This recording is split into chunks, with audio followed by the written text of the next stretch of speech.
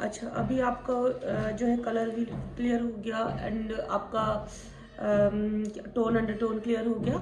अब उसके बाद अभी हम लोग किस पे चल रहे हैं, फाउंडेशन पे, ठीक है ना। तो मैंने अभी आपको फाउंडेशंस किस टाइप की स्किन पे कौन कौन से फाउंडेशंस जाएंगे, ओपन पोर्स के लिए आप किस तरह से कौन से फाउंडेशंस यूज करोगे, किस तरह से आप प्राइमर्स यूज करोगे, ये सब हमारा हो गया, ठीक है। अभी हम लोग फाउंडेशंस को थोड़ा सा और डिटेल में, मैंने जो आज तुम्हें क्लास में सिखाया कि किस टाइप्स के कितने टाइप्स के आपके जो होता है फाउंडेशंस होते हैं, है ना। तो हमारे कितने टाइप्स के फाउंडेशंस होते हैं, चार तरह के फाउंडेशंस होते हैं। एक हमारा होता है आपका लिक्विड फाउंडेशंस, एक होता है हमारा क्रीम बेस्ड फाउंडेशन, देन हमारा होता है मूस, और चौथे नंबर पे होता है हमारा पाउडर फाउंडेशन, ठीक है। लिक्विड फाउंडेशंस में भी आपका जो होता है लिक्विड फाउंडेशंस के किस टाइप की स्किन के लिए होता है, मैंने आपको बताया कि लिक्विड फाउंडेशंस आपकी ऑल टाइप स्किन के लिए होता है। बट उसमें अभी आपको ये देखना होता है कि लिक्विड फाउंडेशंस में भी, वो लिक्विड फाउंडेशंस भी दो तरह के होते हैं। एक आपका होता है क्रीम बेस, दूसरा होता है आपका वाटर बेस। जो आपके क्रीम बेस्ड फाउंडेशंस होते हैं वो कौन सी स्किन के लिए जाते हैं, वो आपकी ड्राई स्किन के लिए जाते हैं। और जो आपके वाटर बेस्ड फाउंडेशंस होते हैं वो आपकी कौन सी स्किन के लिए जाते हैं, वो आपकी ऑयली स्किन के लिए जाते हैं।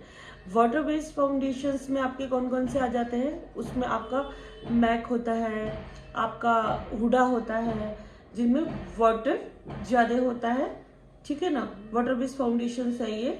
तो उसमें जो है आपका पिगमेंट क्या होता है, ज़्यादा होता है, प्लस उसमें क्या होता है आपका वाटर होता है या फिर आपका एक्वा होता है। अगर आप गूगल पर इसके इंग्रेडिएंट्स डालोगे तो सबसे पहले वही चीज़ उसमें मेंशन हो। तो अभी मैंने आपको क्या पढ़ाया था, लिक्विड फाउंडेशंस, ठीक है ना। लिक्विड फाउंडेशंस कैसे होते हैं, ऑल टाइप स्किन के लिए, है ना। तो ऑल टाइप स्किन में भी मैंने आपको बोला कि लिक्विड फाउंडेशंस भी आपके किस तरह से होंगे, टू टाइप्स के होंगे। उसमें कौन कौन से हो गए आपके, एक तो आपका हो गया क्रीम बेस, ठीक है, और एक आपका कौन सा हो गया, water base. Water base foundations में आपके मैक आ गया, हुडा आ गया, एंड आपका एस्टी लॉडर आ गया। एंड क्रीम बेस में आपका कौन कौन सा आ गया, नार्स हो गया, जो ड्राई स्किन के लिए काफ़ी अच्छे होते हैं, फेंटी ब्यूटी हो गया, और स्टूडियो स्कल्प हो गया मैक का। ये सब कौन सी स्किन के लिए अच्छे होते हैं, ये आपके ड्राई स्किन के लिए होते हैं। और ऊपर से मैंने अभी आपको ये भी बताया कि जो क्रीम बेस्ड फाउंडेशंस होते हैं उनमें क्या होता है, मॉइस्चर हाइड्रेटिंग वो ज़्यादा करते हैं, उसमें मॉइस्चर ज़्यादा होता है और उसमें कवरेज भी ज़्यादा होती है। जो क्रीम बेस्ड फाउंडेशंस होते हैं वो आपकी किस स्किन के लिए ज़्यादातर अच्छे होते हैं, वो आपकी ड्राई स्किन के लिए बहुत अच्छे होते हैं, है ना। फिर एक हो गया आपका पाउडर फाउंडेशन। पाउडर फाउंडेशंस क्या होते हैं, जैसे कि आपका मैक का जो आपका कॉम्पैक्ट आता है, वो सब पाउडर फाउंडेशंस होते हैं। वो क्या होता है, वो पाउडर का काम भी करते हैं प्लस वो फाउंडेशन का काम भी करते हैं। बट उनको अगर आपने डायरेक्ट अप्लाई किया तो वो ज़्यादा देर स्टे नहीं करते, थोड़ी देर बाद आपको लगेगा कि जैसे आपने कुछ भी नहीं लगाया। तो उसके नीचे आपको एक कंसीलर या फिर आपको एक फाउंडेशन की लेयर लगाना जरूरी है। उसके ऊपर आप उस कॉम्पैक्ट को लगाओ तो वो ज़्यादा स्टे करेगा, अदरवाइज आपको थोड़ी देर में ही लगेगा कि जैसे आपने कुछ नहीं लगा रखा। अगर आपने खाली उसी फाउंडेशन जो पाउडर फाउंडेशन उसी को आपने अप्लाई किया और आप चले गए तो आपको ज़्यादा देर आपके स्किन पर स्टे नहीं करेगा। इसलिए उसके लिए आपको स्किन पर एक पतली लेयर फाउंडेशन की या कंसीलर की देनी होगी। उसके ऊपर आप उस पाउडर फाउंडेशन को यूज करोगे तो वो कवरेज भी अच्छी देगा, प्लस वो आपको ज़्यादा देर तक स्टे भी करेगा। सेकेंड, वो ऑयली स्किन के लिए भी बेटर होता है। अगर आप ऑयली स्किन पर काम कर रहे हो और आपको चाहिए तो आप किसी भी एचडी फाउंडेशन के साथ उसको थोड़ा सा खुरच के मिक्स करोगे तो उसकी कवरेज भी बढ़ जाएगी, प्लस वो ऑयली स्किन के लिए, जो उस ऑयली स्किन पे जो प्रॉब्लम्स है उनको भी वो हाइड करेगा। क्योंकि अगर आपने डायरेक्ट एचडी फाउंडेशन लगाया तो एचडी फाउंडेशन क्या करता है, वो कवरेज नहीं देता। उसके जो एचडी फाउंडेशन में क्या होता है, एचडी फाउंडेशन उसके जो पार्टिकल्स होते हैं वो बहुत ही ज़्यादा माइक्रोफॉर्म में होते हैं, यानी कि वो बहुत छोटे छोटे होते हैं। तो वो क्या करते हैं, आपकी स्किन में एकदम से ब्लेंड हो जाते हैं। तो वो एकदम आपका मतलब उसकी पिक्चर्स भी इतनी अच्छी आती हैं कि ऐसा लगता है कि जैसे कि आपने कोई मेकअप नहीं कर रखा। लेकिन वो क्या करता है, उसका एक माइनस पॉइंट क्या है कि वो आपकी स्किन पे कवरेज नहीं देता। तो इसलिए जब भी आपको एचडी फाउंडेशन यूज करना है, या तो आप नीचे स्किन को अच्छे से कवरेज दोगे, उसके ऊपर आप एचडी फाउंडेशन यूज करो, या फिर आप एचडी फाउंडेशन को किसी क्रीम फाउंडेशन के साथ या फिर आप किसी डर्मा के साथ मिक्स करके उसको यूज करो, ताकि आपको प्लस कवरेज भी मिले और स्किन में थोड़ा सा मॉइस्चर और ग्लो भी आए, है ना, एचडी इफेक्ट भी आए। तो डायरेक्ट आप खाली एचडी फाउंडेशन यूज करोगे तो आपकी स्किन पे जो भी प्रॉब्लम्स है वो हाइड नहीं होगी। वो सिर्फ क्योंकि उसके जो पार्टिकल्स होते हैं वो बहुत ही ज्यादा माइक्रोफॉर्म में होते हैं, तो वो एकदम स्किन में ब्लेंड हो जाते हैं, बट वो कवरेज का काम नहीं करते। कवरेज आपको या तो पहले ही देना पड़ेगा, उसके ऊपर आप एचडी फाउंडेशन यूज कर सकते हो, या फिर आपको एचडी फाउंडेशन के साथ कोई भी हाई कवरेज फाउंडेशन मिक्स करके तब आप अप्लाई करोगे। ठीक है, एक मैंने आपको ये बताया। सेकंड, आपको मैंने ये भी पढ़ाया कि फाउंडेशंस में एक्चुअली होता क्या है। फाउंडेशन क्या होता है? फाउंडेशन में आपका होता है एक तो पिगमेंट प्लस फिलर। फिलर में क्या आता है आपका? फिलर में आपका वाटर, ऑयल या फिर वैक्स। ठीक है, जिसमें वाटर की क्वांटिटी ज्यादा होती है वो वाटर बेस्ड मॉइस्चराइजर हो गए, वो कौन सी स्किन के लिए अच्छे होते हैं? ऑयली स्किन के लिए। जिसमें ऑयल ज्यादा होता है वो कौन सी स्किन के लिए अच्छे होते हैं? वो ड्राई स्किन के लिए अच्छे होते हैं। और जो वैक्स होता है वो किसके लिए अच्छे होते हैं? वो ऑल टाइप स्किन के लिए अच्छे होते हैं। ठीक है, अगर सपोज हमारे किसी भी जैसे कि कोई भी आप फाउंडेशन लेते हैं उसमें अगर पिगमेंट ज्यादा है, पिगमेंट से मतलब कलर ज्यादा है, और फिलर कम है, यानी कि वाटर कम है या ऑयल कम है या मॉइस्चराइजर कम है, तो वो फाउंडेशन कैसा हो जाएगा? वो थिक हो जाएगा। मतलब वो इस तरह इजिली स्किन में ब्लेंड नहीं होगा, वो थोड़ा थिक फॉर्म में होगा, क्योंकि उसमें क्या हो गया? कलर पिगमेंट ज्यादा है।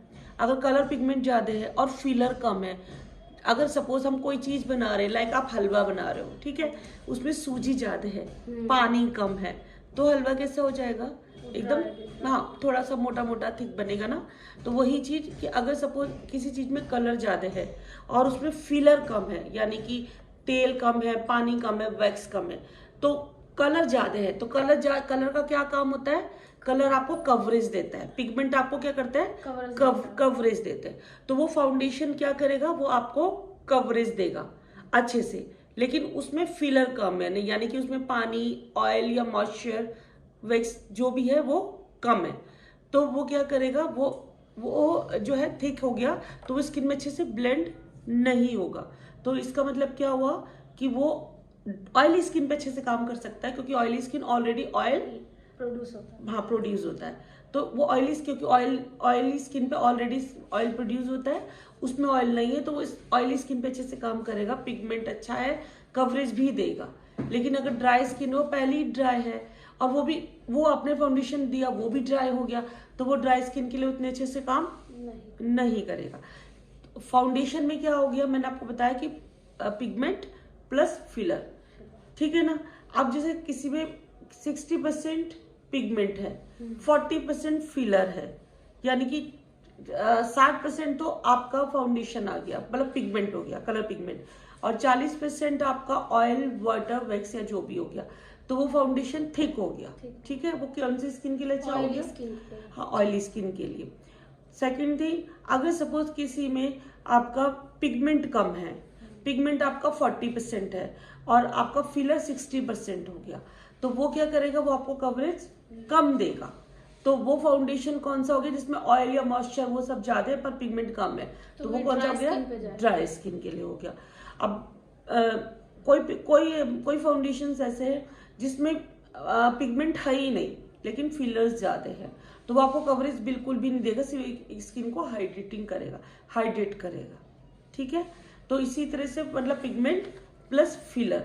अब फिलर में भी आपको ये देखना पड़ता है कि किसमें ऑयल है, किसमें वाटर है एंड किसमें वैक्स है। इस तरह से अगर आप किसी फाउंडेशन के इंग्रेडिएंट्स गूगल पे डाल के सर्च करोगे तो आप देखोगे अगर किसी में सबसे पहले मेंशन में ऑयल आ गया तो इसका मतलब कि उस फाउंडेशन में ऑयल ज्यादा है, तो वो ड्राई स्किन के लिए हो गया। अगर किसी फाउंडेशन में पहले वाटर आ गया या एक्वा मेंशन में मतलब इंग्रेडिएंट्स में पहले आ गया तो इसका मतलब तो वो ऑयली स्किन के लिए हो गया, और किसी में वैक्स है तो वो ऑल टाइप स्किन के लिए हो गया। तो आप इस तरह से भी उस फाउंडेशंस का पता लगा सकते हैं। ठीक है ना।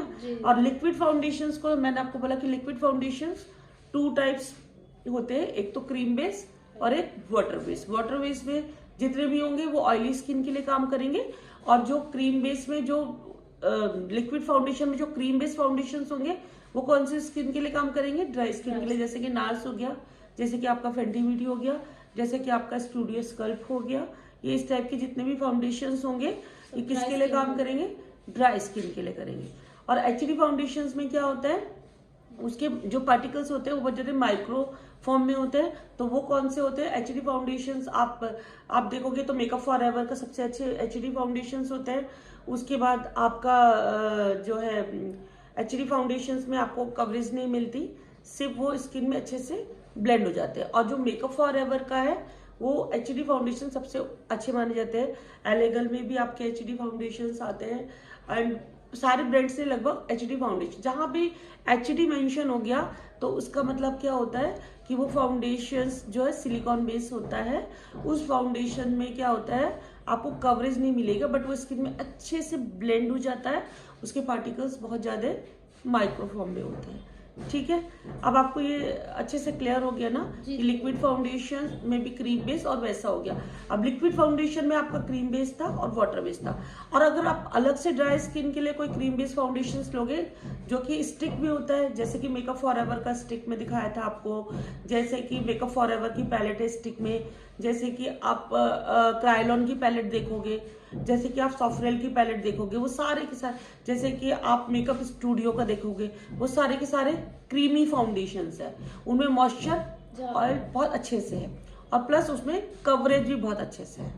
तो आपको ड्राई स्किन के लिए फाउंडेशन किस टाइप में दो तरह से मिल गए। एक तो आपको क्रीम फॉर्म में मिल गए, क्रीम बेस मतलब कि जो क्रीम फॉर्म में होते हैं, जैसे कि क्रायोलॉन बता दिया, जैसे कि आपको मैंने क्या बोलते हैं मेकअप स्टूडियो का बता दिया, जैसे कि आपको सॉफ्टरेल का हो गया, जैसे कि मेकअप फॉरएवर की स्टिक हो गई। ये सारे क्रीम बेस्ड फाउंडेशन से इनसे कवरेज बहुत अच्छी मिलेगी, प्लस इसमें मॉइस्चर बहुत अच्छे से होता है। सेकंड थिंग कौन सा है, जो लिक्विड में ही क्रीम बेस होते हैं, वो मैंने आपको बताया कि वो नार्स हो गए, क्योंकि लिक्विड मतलब कि बॉटल में है, मतलब कि लिक्विड है, जिसमें सिलिकॉन है। हाँ, जिसमें सिलिकॉन है, लिक्विड है, बॉटल में है। ठीक है ना, जैसे मैक भी बॉटल में, जैसे कि नार्स भी बॉटल में, बट मैक जो है वो ऑयली स्किन के लिए बेस्ट है। लेकिन जिधर जो नार्स आ जाता है वो कौन सी स्किन के लिए अच्छा है? ड्राई स्किन के लिए, क्योंकि वो भी क्रीम बेस है लेकिन है वो भी लिक्विड। अब आप समझ रहे हो, नार्स क्या है? बॉटल में है, मैक क्या है? बॉटल में। तो दोनों को गिनेंगे क्या हम? लिक्विड। फेंटी ब्यूटी क्या हो? लिक्विड। ठीक है ना, नार्स क्या हो गया आपका? लिक्विड। मैक क्या हो गया आपका? लिक्विड। हुडा क्या हो गया आपका? लिक्विड। लेकिन वो कैसा जा रहे हैं? ऑयली स्किन के लिए। और इधर आपका Fenty beauty, studio sculpt, MAC का स्टूडियो स्कल्प और आपका नार्स, ये सारे कौन से इसके लिए आ रहे हैं? ड्राई स्किन के लिए। अब जब आप ड्राई स्किन के लिए दूसरे और देखोगे तो वो आपका क्रीम बेस, मतलब कि वो आपका क्रीमी पैलेट होती है, जैसे कि आपको क्रायोलॉन की पैलेट होगी, आपकी सॉफ्टरेल की पैलेट हो गई आपकी, और मेकअप फॉरएवर की पैलेट हो गई आपकी। तो वो सारे क्रीमी बेस में हैं और वो इस तरह से पैलेट में है, तो वो क्रीम बेस, उसमें मॉइस्चर बहुत हाई उसमें होता है। वो बहुत मतलब इतना मॉइस्चर होता है, मेकअप स्टूडियो इतना मॉइस्चर होता है कि एकदम आप स्किन में लगाओ, उसकी कवरेज भी बहुत हाई होती है। जो आपकी लिक्विड फाउंडेशंस हैं क्रीमी बेस, उनसे ज्यादा कवरेज होती है क्रीम बेस की, जो स्टिक फॉर्म में होते हैं या जो क्रीम बेस में जो पैलेट में होते हैं। ठीक है, अब आपको अच्छे से क्लियर हो गया सारा कुछ? हाँ, चलिए ठीक है, ओके ओके।